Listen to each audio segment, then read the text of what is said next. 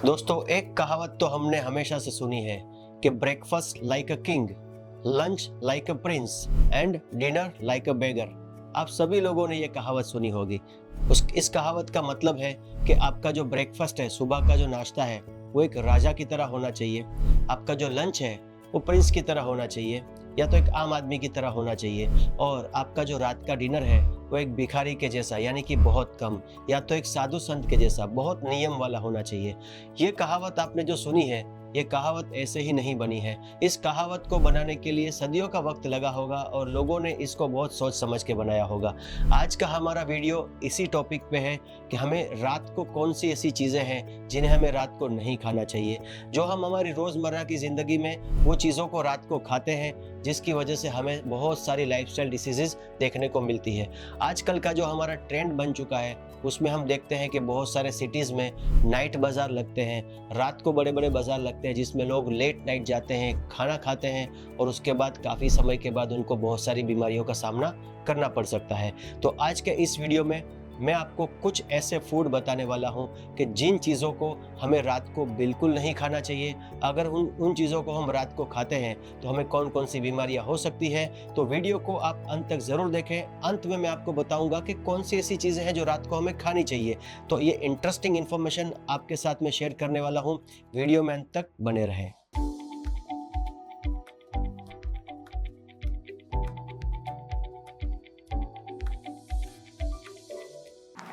जी हाँ दोस्तों, तो आइए हम शुरू करते हैं आज का इस टॉपिक के कौन कौन सी ऐसी चीज़ें हैं जो हमें रात के वक्त में नहीं खानी चाहिए।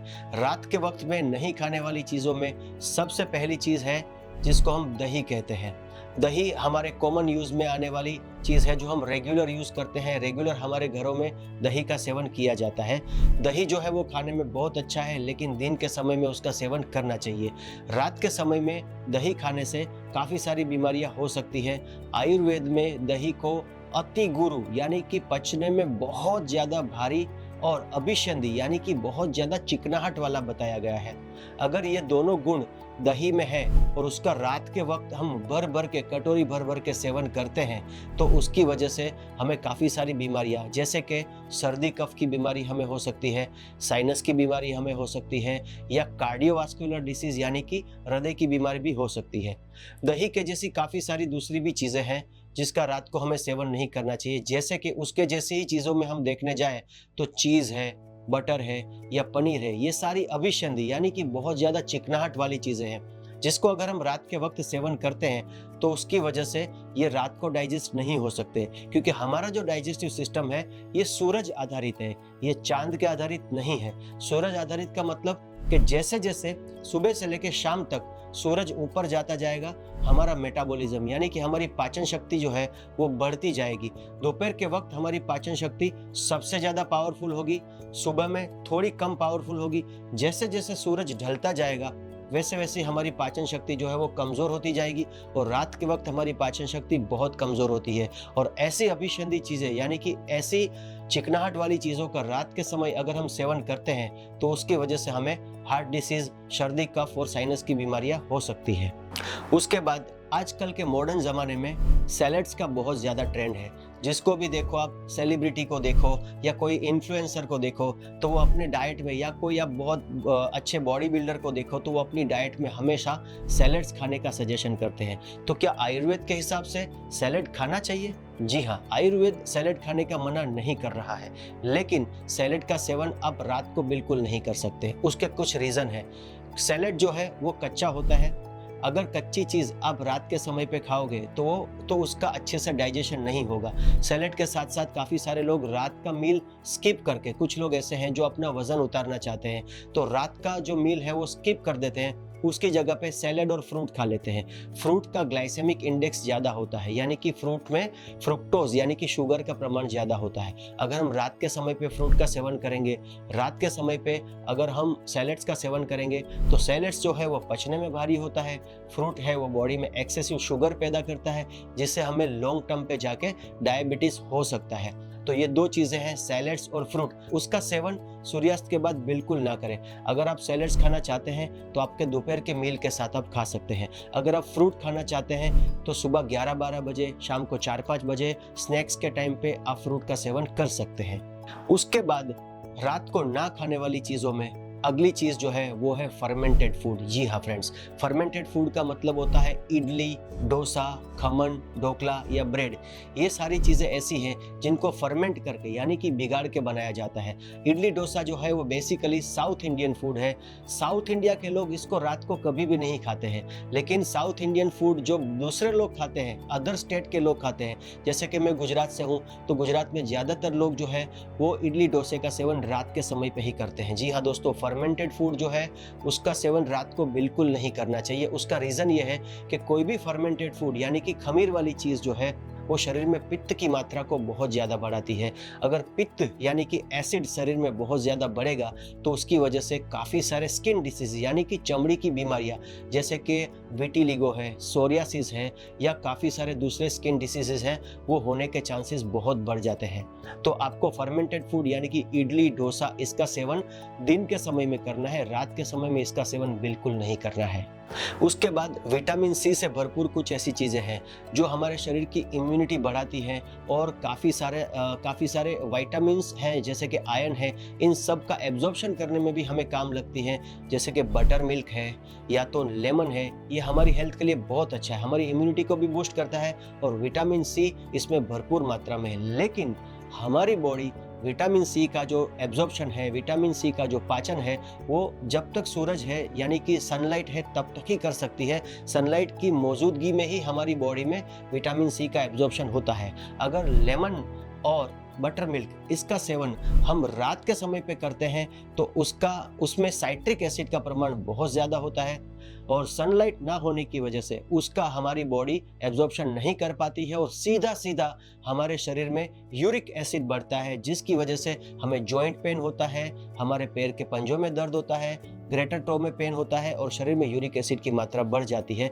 तो आपको बटर मिल्क, लेमन जैसी साइट्रिक एसिड वाली चीज़ें हैं उसका रात के वक्त सेवन नहीं करना है। उसके बाद कुछ ऐसी चीज़ें जैसे कि पल्सेस हैं जिसमें उड़द है, फिर राजमा है, सोयाबीन है, तुअर है, जो दानेदार चीज़ें हैं उसका सेवन हमें रात के वक्त नहीं करना चाहिए। उसका रीज़न अगेन यही है कि ये सारी चीज़ें जो हैं ये पचने में बहुत ज़्यादा भारी होती हैं और रात के समय पे अगर हम इन चीज़ों का सेवन करते हैं तो उसकी वजह से हमें पूरी रात गैस ट्रबल, पेट दर्द का सामना भी करना पड़ सकता है। दूसरे दिन कॉन्स्टिपेशन जैसी तकलीफ भी हमें हो सकती है। तो रात के समय पे इन पल्सेस का सेवन आप बिल्कुल ना करें।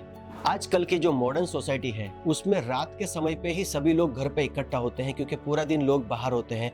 तो रात के समय पे जब लोग घर पे इकट्ठा होते हैं तो फैंसी फूड बनाया जाता है, जैसे कि बहुत सारे फूड एक साथ सर्व किए जाते हैं। एक थाली होती है तो उसमें पापड़ भी होता है, छाछ भी होती है, रोटी भी होती है, 4-5 जात की सब्जियां होती है और उसके साथ साथ स्वीट्स भी होता है। ये मल्टीपल फूड एक साथ अगर रात के समय पे आप खाएंगे तो रात को हमारी पाचन शक्ति बहुत कमज़ोर होती है और ऑब्वियसली इतना सारा खाना जो है वो आपको रात के समय पे डाइजेस्ट होने वाला नहीं है, जिसकी वजह से आपके शरीर में बैड कोलेस्ट्रॉल बढ़ सकता है, जिसकी वजह से आपके शरीर में मोटापा बढ़ सकता है और जिसकी वजह से आपको डायबिटीज़ भी हो सकता है। तो ये फैंसी फूड और बहुत सारी वैरायटी ऑफ फूड जो है वो रात के समय पर बिल्कुल ना खाएं। और आखिर में अगर हम बात करें कि रात के समय पे हमें क्या नहीं खाना चाहिए तो गेहूं का सेवन भी हमें रात के समय पे नहीं करना चाहिए। जी हाँ फ्रेंड्स, गेहूं और मैदा ऐसी चीज़ें हैं जिसको अगर रात में आप खाएंगे तो वो पचने में भारी होती हैं और उसकी वजह से आपको इंडाइजेशन की समस्या हमेशा बनी रह सकती है और मोटापा भी उससे बढ़ सकता है। तो ये सारी चीज़ें जो मैंने आपको बताई इसका सेवन आपको रात के वक्त बिल्कुल नहीं करना है। अगर ये सारी चीज़ों का सेवन हम रात के वक्त करते हैं, ये सारी चीज़ें हमें बिल्कुल नहीं खानी है, ऐसा भी बिल्कुल नहीं है। ये सब हम खा सकते हैं, गेहूं भी हम खा सकते हैं, लेकिन उसको हमें दिन में खाना है, रात के समय पे उसका सेवन नहीं करना है। अब मैं आपको बताऊंगा कि रात के समय पे हमें क्या खाना है। जी हाँ फ्रेंड्स, हमारे जो पूर्वज थे, हमारे जो एंसेस्टर्स थे, वो लोग रात के समय पे उनके पास कोई कमी नहीं थी, वो भी अच्छे से अच्छा खाना रात के समय पे खा सकते थे। लेकिन वो लोग हमेशा अपना रात का खाना जो है वो बिल्कुल लाइट रखते थे। हमारे एंसेस्टर्स जो है वो लोग अच्छा खासा फिजिकल वर्क करते थे, फिर भी वो लोग रात को हल्का खाना खाते थे।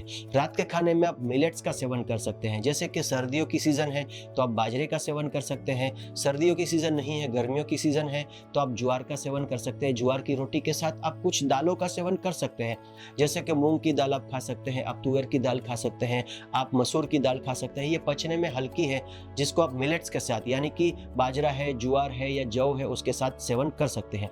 उसके अलावा रात के समय पे खाने वाली सबसे बेहतरीन चीज़ मैं आपको बताऊं तो वो है खिचड़ी। आप मूंग की दाल की खिचड़ी का सेवन रात के समय पे कर सकते हैं। ये पचने में बहुत अच्छा होता है, ये डाइजेशन पूरी रात इसका चलता रहता है, आपको इसकी वजह से नींद भी बहुत अच्छी आती है, दूसरे दिन मोशन भी आपको अच्छे से पास होता है। तो ये सबसे अच्छी चीज़ है खिचड़ी, जिसका आप रात के समय पे सेवन कर सकते हैं। उसके अलावा आप रात को ओट्स का भी सेवन कर सकते हैं, वेजिटेबल मसाला ओट्स आप रात को ले सकते हैं। उसके अलावा आप रात को दलिया का भी सेवन कर सकते हैं। बहुत सारे दलिया की वेराइटीज़ मिलती है, जैसे कि जौ का दलिया है, ज्वार का दलिया है, गेहूं का दलिया है, उसका सेवन भी आप रात को कर सकते हैं। आप रात के समय पे उपमा का सेवन भी कर सकते हैं। तो फ्रेंड्स, ये सारी मैंने आपको चीज़ें बताई कि जो पचने में हल्की है, जिसका रात के समय अगर हम सेवन करते हैं तो हमारी हेल्थ जो है वो बहुत अच्छी बनी रहेगी। तो आज का ये वीडियो हम यहाँ पे फिनिश करते हैं। आशा करता हूँ कि ये इन्फॉर्मेशन आपको अच्छी लगी होगी। अगर आपको हमारा वीडियो अच्छा लगा हो तो हमारे चैनल संजीवनी आयुर्वेदा हॉस्पिटल को ज़रूर से सब्सक्राइब करें और इस वीडियो को अपने दोस्तों के साथ ज़रूर से शेयर करें। अगले वीडियो में आपसे मिलेंगे, तब तक के लिए धन्यवाद। Sanjeevani Ayurveda and Panchakarma Hospital. Rejuvenate your mind, body and soul. Call now 75750 98494 या 98794 28494। 116 ग्रीन एलिना ऑपोजिट स्नेह संकुल वाड़ी, आनंद महल रोड, अडाजन, सूरत।